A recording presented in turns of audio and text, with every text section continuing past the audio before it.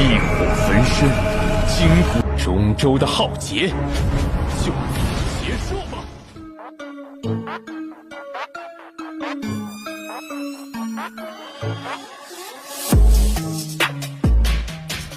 Halo semua, kali ini kita akan lanjutin Battle from the Heaven Season 6 versi novel di video sebelumnya. Lagi-lagi nggak ada bosennya gue mau ngingetin ke kalian kalau ini adalah versi novel dari season yang akan segera rilis. Jadi jika antara video dan narasi nggak ada kesamaan ya mohon dimaklumi. Pembahasan ini juga kita rangkum garis besar pentingnya aja yang terdiri dari beberapa chapter. Kuy kita masuk ke ceritanya. Melanjutkan dari perjalanan Xiaoyan yang sampai di gerbang Zhengui dan akan bertarung dengan Meng Li. Di sana ada Muti yang seolah menjadi juri dalam pertarungan. Muti pun membuat kubah penghalang karena takut pertarungan mereka akan menghancurkan sekitar. Muti juga menjelaskan bahwa pertarungan ini bukanlah antara hidup dan mati. Barang siapa yang keluar dari lingkaran tersebut maka ia akan dinyatakan kalah. Tak lama Meng Li pun mengeluarkan pisau merah besar disertai dengan armor doki kuning gelap melapisi tubuhnya. Di sisi lain, Xiaoyan menarik nafas dalam-dalam dengan pedang khasnya lalu melihat tajam ke arah Meng Li. Terlihat wajah Meng Li dipenuhi dengan hasrat membunuh yang sangat besar dan tak lama ia menyerang. Saat yang bersamaan suara Yao Lao pun terdengar dan meminta untuk menggantikan Xiaoyan agar pertarungan berakhir dengan cepat. Xiaoyan pun menutup mata dan membuat Meng Li semakin marah karena Xiaoyan seolah tidak menganggap keberadaannya. Pasir kuning pun naik ke langit dan pisau Meng Li semakin bercahaya yang menandakan Meng Li benar-benar serius. Xiaoyan pun membuka mata di saat Meng Li mulai menyerang dan seketika api hijau dan putih mengisi kelebatan matanya. Meng Li pun terkejut namun serangannya terus melaju dan dapat ditahan pedang Xiaoyan hanya dengan satu tangan. Xiaoyan pun mengangkat kepala kemudian tangannya dengan cepat bergerak menghantam Meng Li. Seketika Meng Li merasa seperti sedang dihancurkan oleh batu dengan berat beratus-ratus kilogram, kemudian terpental dan memuntahkan darah segar. Seketika armor dokinya pun hancur lebur dan Meng Li kembali memuntahkan darah dari mulutnya.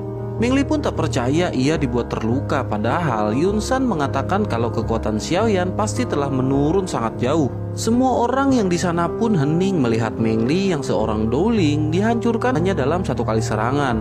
Sementara itu, Xiaoyan yang merasa sudah menang menoleh ke arah Muti dan seketika api di matanya pun menghilang. Tak lama terdengar suara Yao Lao. Xiaoyan, pergi dari sini segera.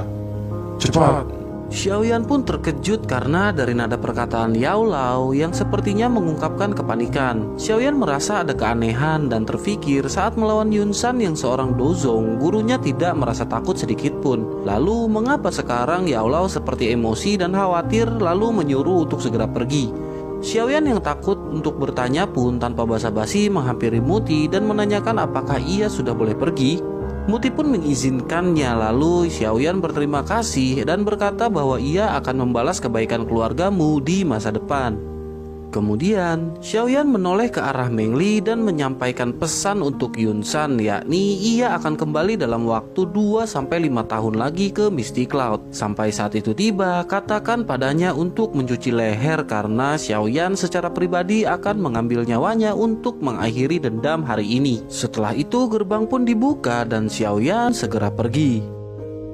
Singkat cerita, Xiaoyan pun terus berjalan menjauh dari gerbang Zhengui. Setelah setengah jam berlalu, Xiaoyan pun berbalik dan melihat asap hitam di atas langit gerbang Zhengui. Tak lama asap tersebut pun menuju ke arah yang sama dengan perjalanan Xiaoyan. Seketika Xiaoyan yang tak bisa menahan keraguan dalam pikirannya pun bertanya mengapa Yao Lao terdengar takut setelah selesai bertarung. Setelah 2 menit dari Xiaoyan bertanya, barulah Yao Lao mengeluarkan suara dan mengungkapkan keterkejutannya atas orang-orang yang datang di Zhengui. Yao Lao lanjut menambahkan bahwa mereka tak biasanya datang ke Jiama dan masih menerka apa tujuan mereka datang ke sana. Xiaoyan pun langsung menanyakan siapakah orang-orang yang dimaksud Yao Lao tersebut. Yao Lao hanya terdiam tidak menjawab dan membuat Xiaoyan semakin bingung.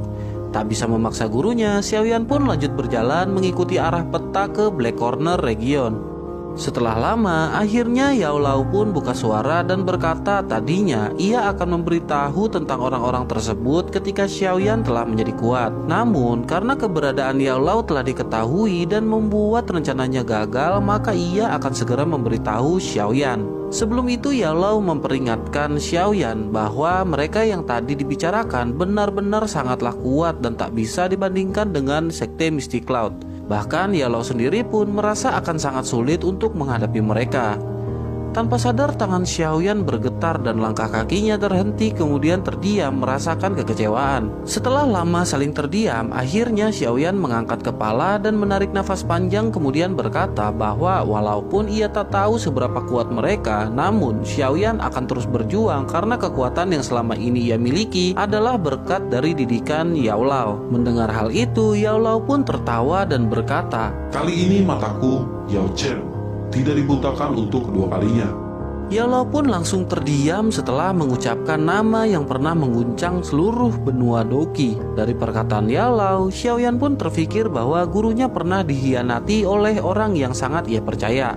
Xiaoyan tersadar bahwa hal itu pasti menyakitkan dan meninggalkan bekas yang sangat dalam hingga menusuk tulang, lalu bertanya, apakah Yao Chen pernah menjadi nama guru? Kemudian Yao Lao menjelaskan bahwa ia pernah memberitahu Xiaoyan mengenai benua Doki yang sangat luas. Di dalamnya terdapat banyak sekali orang yang sangat kuat dan tak bisa dibandingkan dengan orang terkuat Jiama seperti Yun San. Yao Lao lanjut menambahkan karena banyaknya orang kuat maka banyak pula sekte yang terbentuk dan salah satunya adalah sekte Aula Jiwa. Meski keberadaan mereka menutupi setengah benua, namun mereka jarang menampakkan diri dan tak banyak orang yang tahu keberadaan mereka. Selain itu, mereka takkan menyerang orang biasa melainkan mengincar roh hidup seperti Yao Lao. Kemudian Yao Lao lanjut berkata dengan berat bahwa alasannya untuk segera bangkit adalah karena ketakutannya terhadap sekte Aula Jiwa. Selain itu, ia juga masih memiliki dendam yang harus ia selidiki dan harus ia selesaikan. Xiaoyan pun mengangguk, kemudian Yao Lao menenangkan Xiaoyan untuk jangan memikirkan hal tersebut. Seketika Xiaoyan pun menjadi serius dan bersemangat untuk mendapatkan Fallen Heart Flame agar dapat memperbaiki tubuh untuk Yao Lao. Setelah itu, Xiaoyan pun mengeluarkan peta dan memperhatikan rute yang akan ia tempuh lalu terbang. Beberapa jam setelah kepergian Xiaoyan, kabut hitam pun datang dan tak lama pergi ke arah yang dituju Xiaoyan. Beralih ke cerita mengenai Akademi Jianan yang merupakan akademi kuno yang terletak di tengah benua. Dalam ribuan tahun terakhir, orang-orang terkuat yang keluar dari akademi ini adalah orang-orang yang sangat terkenal di benua. Walaupun banyak akademi di benua, namun reputasi Akademi Jianan adalah sesuatu yang tak bisa tertandingi. Berdasarkan hal itu, maka persyaratan untuk masuknya pun sangatlah keras. Di satu gunung di belakang akademi terlihat seorang gadis yang sedang memandangi langit, lalu tiba-tiba asap hitam menghampirinya. Muncul sosok pria yang ternyata adalah Yingling dan memberi hormat kepada wanita yang ia sebut nona muda Xiaoji. Rupanya Yingling menyampaikan kabar dari Xiaoyan selama berpisah dengan Xiaoji atau Sun Er. Yingling juga memberitahukan bahwa Xiaoyan telah memporak-porandakan Misty Cloud ketika bertarung dengan Yun San. Xiaoji seketika bergumam mengenai Yun San dari Misty Cloud yang seorang dozong. Ia lanjut menambahkan bahwa sejak sepeninggalan Yun Potian, tidak ada lagi orang yang mengejutkan dari Misty Cloud. Yingling mengangguk kemudian mengungkapkan kekagumannya kepada Xiaoyan yang telah bekerja sama dengannya saat melawan Yun San. Yingling membenarkan penglihatan Xiaoji terhadap Xiaoyan yang akan menjadi kuat setelah diberi waktu untuk berlatih. Yingling lanjut berkata bahwa jika Xiaoyan telah menjadi kuat, maka ia khawatir bahkan kepala klan tak akan berani semena-mena kepadanya. Xiaoji pun tersipu malu kemudian berkata bahwa Xiaoyan masih memiliki waktu yang banyak untuk menjadi kuat dan ia rela menunggu sampai Xiaoyan menjadi orang terkuat yang berada di puncak. Kemudian Xiaoji menanyakan level kekuatan Xiaoyan dan Yingling menjelaskan bahwa ketika ia pergi, Xiaoyan berada di tingkat Dadoushi bintang 1. Xiaoji pun takjub karena selama 2 tahun berpisah, Xiaoyan yang tadinya ada di tingkat Dose berhasil naik 1 tingkat tiap tahunnya. Kenaikan seperti itu hampir bisa menjadi peringkat di antara 5 besar di Akademi Jianan.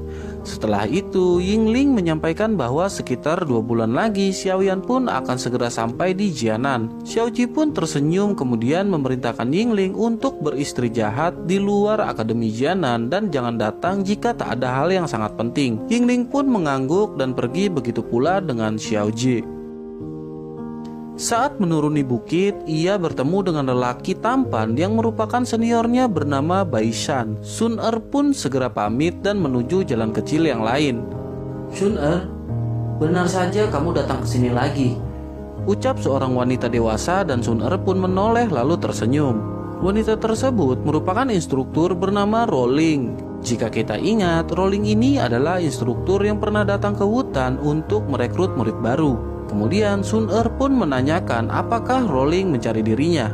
Rolling pun menghampiri Sun Er lalu menyampaikan bahwa dalam waktu setengah bulan lagi akan ada kompetisi promosi akademi. Jika Sun Er berhasil lolos, maka ia akan dipromosikan menjadi murid akademi dalam yang hanya menerima 50 orang dalam setiap tahunnya. Rolling lanjut berkata bahwa jangan melewatkan kesempatan ini seperti tahun yang lalu. Sun Er segera membantah bahwa tahun lalu ia baru saja masuk akademi dan tak mungkin dapat bersaing dengan para senior. Rolling lanjut menyela perkataan Sun Er bahwa pada saat itu Sun Er sebenarnya hanya menunggu Xiaoyan untuk pergi bersamanya. Seketika Rolling pun marah, teringat Xiaoyan yang meminta cuti 1 tahun namun tak kunjung datang padahal sudah 2 tahun berlalu. Kalau bukan karena Sun Er yang membujuk Rolling, mungkin Xiaoyan sudah di blacklist dari Akademi Jianan. Sun Er lanjut menambahkan bahwa tahun ini Xiaoyan akan datang dan ikut dalam kompetisi. Setelah berbincang-bincang, mereka pun pergi dan di sisi lain, Bai Shan yang ternyata menyukai Sun Er pun penasaran dengan sosok bernama Xiaoyan kemudian pergi. Nah, itulah Battle Through the Heaven chapter 380 sampai 382 mengenai Xiaoyan yang keluar dari kekaisaran Jiama dan Sun Er di Akademi Jianan. Di chapter berikutnya akan bercerita mengenai Xiaoyan yang akan tiba di Black Corner region. Terima kasih sudah menonton dan have a nice day.